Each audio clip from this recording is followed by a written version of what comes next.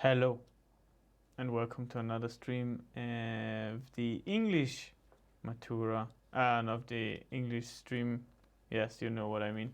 My name is Chris and today we're gonna talk about trade.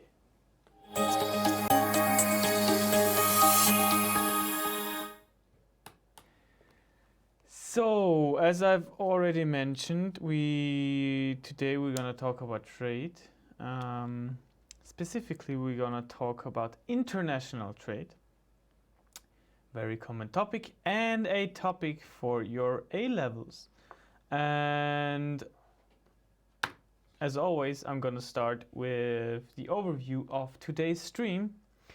And at first, we're gonna have a look at the topic international trade, or the long title is globalization and international trade. So what you need to know, basically. Then definitions, not one definition, definitions of international trade. Then advantages of the international trade and dangers of international trade for the country and its people. Then we're gonna talk about protectionism versus free trade. And at last but not least, as always, we're gonna have a look. We're not gonna do a demonstration exam. We're gonna have a look at a demonstration exam about international trade. Did I write? Yeah. Okay. Let's jump into the overview of international trade. So basically, it is the chapter Globalization and International Trade in your book Berufsreifeprüfung. I don't know why I did put page 190 there, 19 there. I think it starts there. Yeah. Basically, what you should know according to this chapter and according to the curriculum of the WIFI and of your A levels is globalization at first. Then you should be able to give a definition, of course, of globalization. And as always, pros and cons. So what are the pros and cons of globalization? The free trade is similar. Of course, it's always good to know a definition of free trade. What is free trade?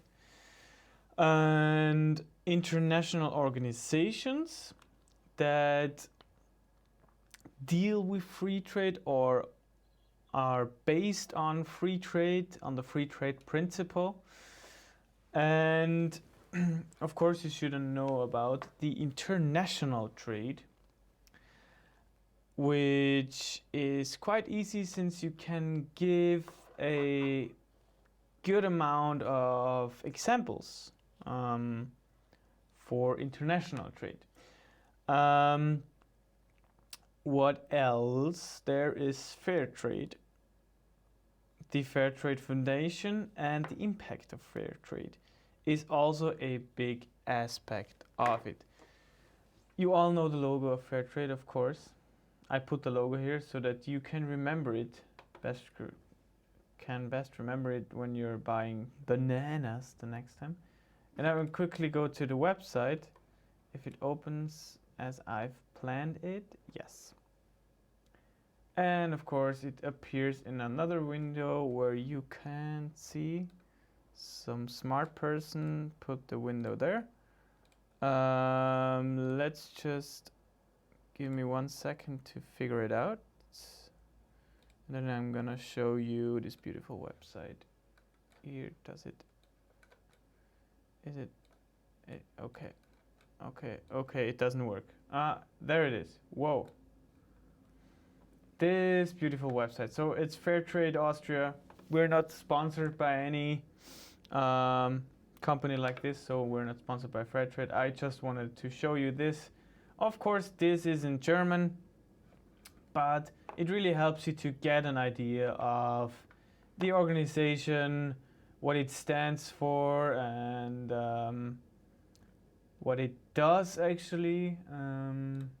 Yeah, and I think if you're doing research like this, it's very easy to gather some additional knowledge of, in this case, fair trade, the organization, and you can even get to know some recipes to have some dinner with your girlfriend, a girlfriend or boyfriend. Wow. It is late, of course, and I'm only human. But yeah, just visit this site, of course, gives you good information about, and very detailed information too, about this organization. I'm gonna close it now, and we're gonna continue with the definition of international trade. So the first definition is actually from the book Berufsreifeprüfung at page 129, and they defined it as the exchange of goods and services between countries. So very short and easy definition, easy to remember actually. And I also found another definition. The website is mentioned below this citation. And this labels or defines international trade as economic transactions that are made between countries among items commonly traded or are consumer goods such as television sets and clothing, capital goods such as machinery and raw materials and food. Of course, there are also services included in international trade. So, for example, banking or banking accounts, or yeah. So very easy, I think, and you can also remember international trade if you can buy certain things in Austria that are not from Austria. So maybe they're from China, so have been imported from China. That's international trade, or from different countries. Nowadays, of course, there's online shopping. The online shopping platform buys a lot of products from everywhere around the world, and you can order them online. So that's international trade at its best, I'd say. And therefore, we're gonna discuss the advantages of international trade for a country. So, of course, there are advantages for a country too. So, the first advantages I've come up with is being exposed to goods and services that are not available in your country. So that's maybe an advantage for the country's people or inhabitants, but it can also be a pro for the country itself. Having products that are not available in your country, or being able to order it, is, I think, a positive thing.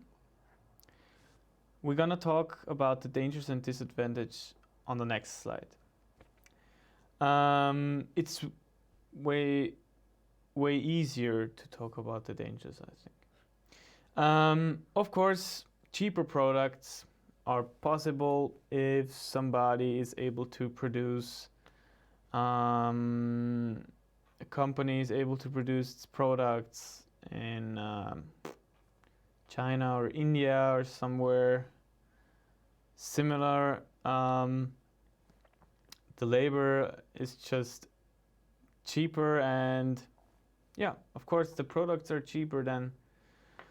And of course, for the customer or consumer, basically, it has an advantage, and for the country too. So, yeah, they can buy cheaper products, whereas maybe the same product in their own country is just way more expensive, since they want to pay their people properly. And of course, there is a bigger market, so you have more products available. You can choose from a bigger or greater pool of products. Then, of course, a very important aspect is economic growth. So there is more, can do more business basically. If you're more, if the network is bigger, you can actually do bigger business, I think. And of course, higher export rates through this connectivity, through this whole huge network. And which is also kind of, yeah, stabilized the market somehow, since products, although there are a lot of products, I think the good ones stick out, and the companies that produce those good ones compete with each other. And of course, import of goods that a country cannot produce. So it's mainly about raw materials such as iron ore, or maybe wood for some countries such as Iceland. It's a big thing, I think. If there is a proper market where you can buy everything, it's a real advantage for a country. So, or can be a real advantage. Of course, there are trade agreements. I was not sure to put trade agreements on the advantages slide. But I thought I'd do so, since everyone has a subjective attitude towards certain trade agreements, such as CITE,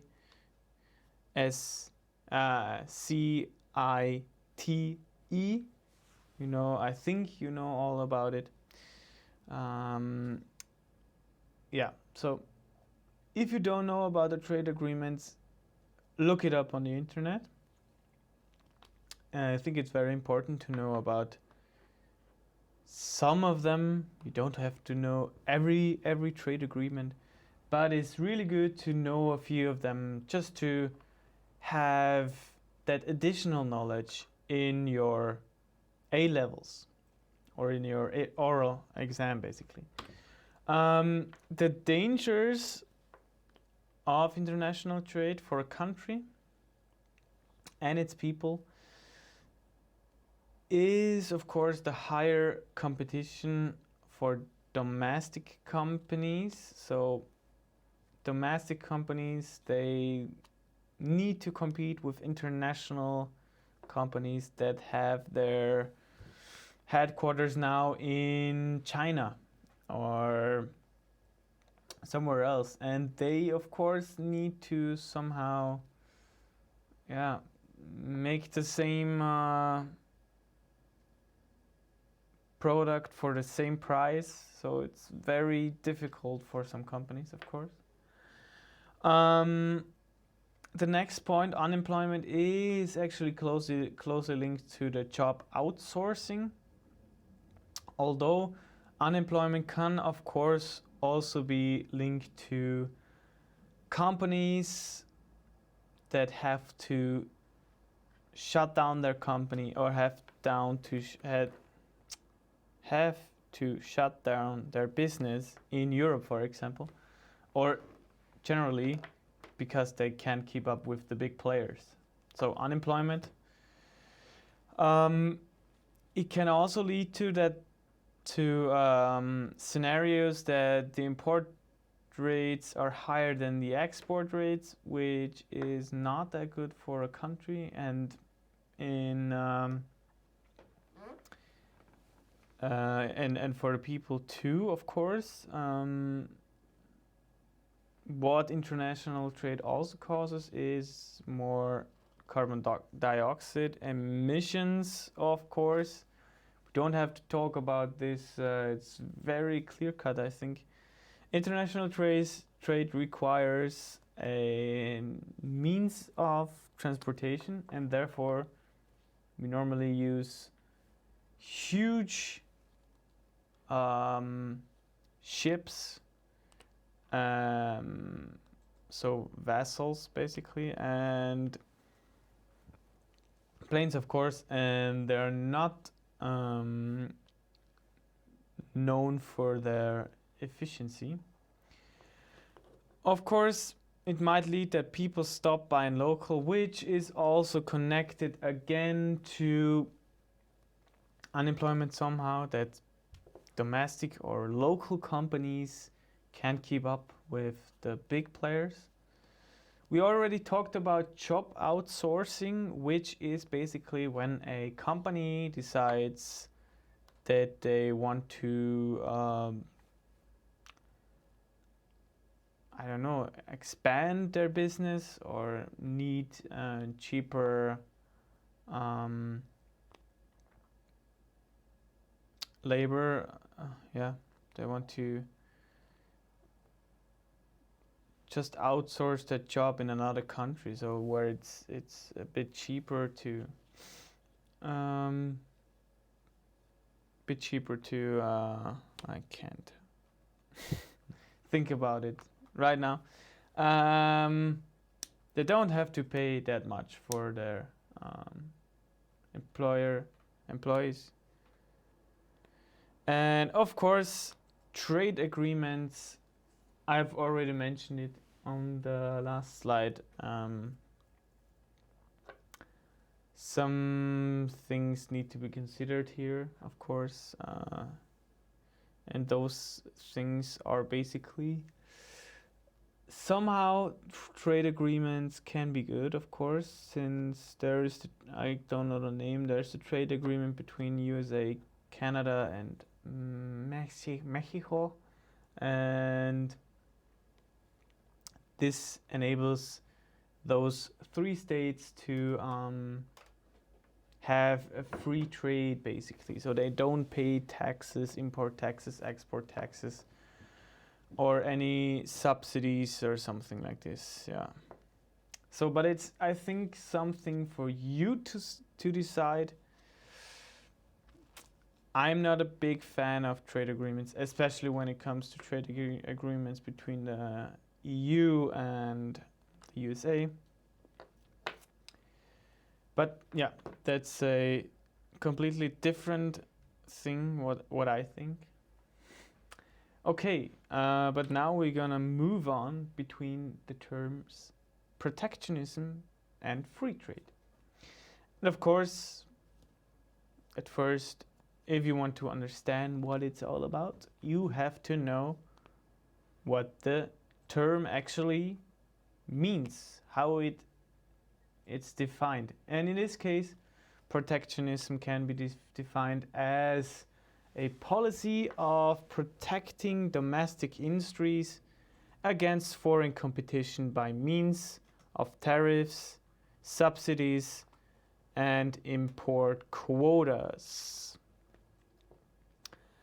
In this case, subsidies is in German Subventionen in this case, it's plural, and import quotas, so quota, the singular is in German Anteil.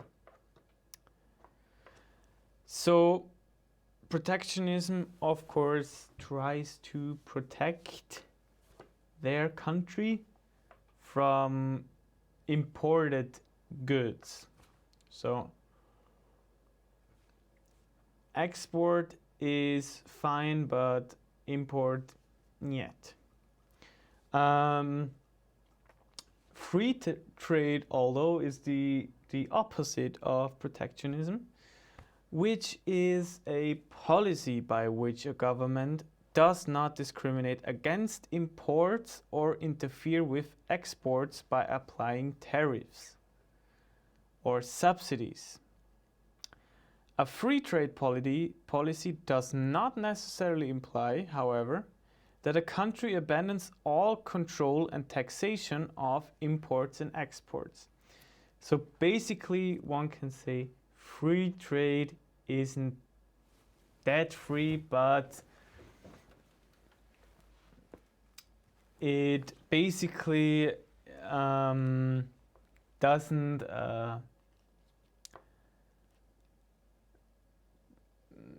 need to protect, or isn't intended to protect, the domestic industries against foreign competition or something like this, like protectionism. In this case, I think protectionism and free trade is also a thing quite difficult. Of course, protectionism has its benefits. But at the same time, a country also kind of needs to function with, or has to rely on foreign products. Yeah, it's a really difficult topics, I think, to compare it. But in this case, there are a lot of articles about it in free trade. Basically, if you want an example of it, protectionism maybe is what Donald Trump tries to do, basically. He doesn't want to, he basically wants that the companies stay in the US and create jobs, which isn't bad at all, but it, of course, somehow the products then get very expensive, and yeah, it's really difficult, I think, to discuss it, or to have a clear stance for it. But I think a mixture is like some sort of the aim of a country. Yeah. But in this case, again, try to create your own stance, and yeah, then you're good to go for the exam, which we're gonna have a look at now. In this case, do we have any questions? No, we don't. I just wanted to ask a question. Okay, we don't have any questions, No, we don't. but we're gonna have a look at the exam now, which is about international trade. And here it is, exam international trade. We're gonna skip the introduction. In this case, task 1 is about international trade, and you are working for an internationally operating import-export company. As you're always interested in employing new interns, not items, from Austrian schools, you are touring the country, holding talks in schools about the issue. What you should do is a definition what international trade is and who the operating bodies are. WHO, WTO, and World Bank. So WHO is the World Health Organization. WTO is the World Trade Organization, and World Bank is the World Bank. that basically manages finances, yes. A brief historic outline of international trade and some facts and figures on international trade.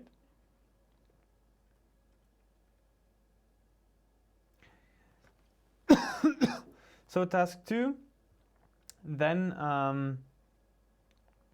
you open up the discussion from the students who ask you about some more information on international trade.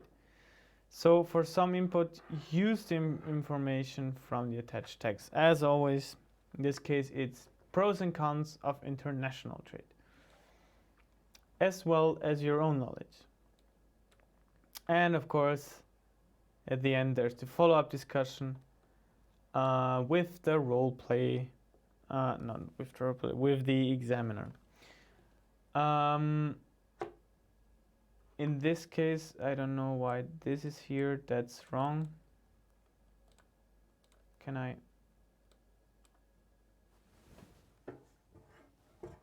That is not true. It really depends. In this case, it depends on the examiner's mood, actually, how long it is. But, of course, for the monologue there's a time limit of 4 minutes. Yes, be sure to have enough to acquire a lot of knowledge for this topic. I think it's really easy to gather knowledge, additional knowledge to your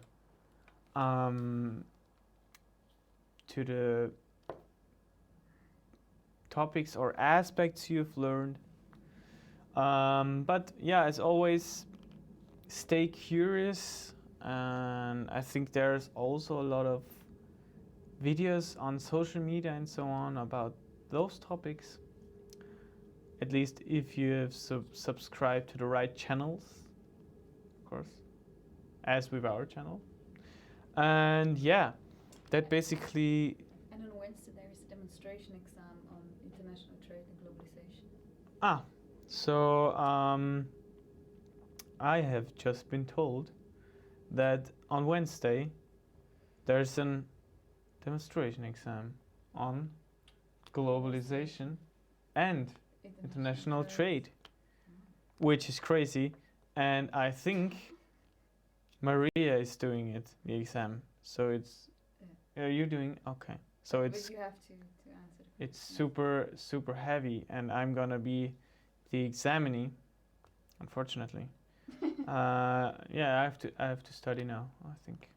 No, just joking. You have to study, of course, since we already know everything. No. Yeah, that basically leaves me for my final words now. And yeah, I want to wish you a very pleasant evening, and we see each other actually on Wednesday. Bye bye.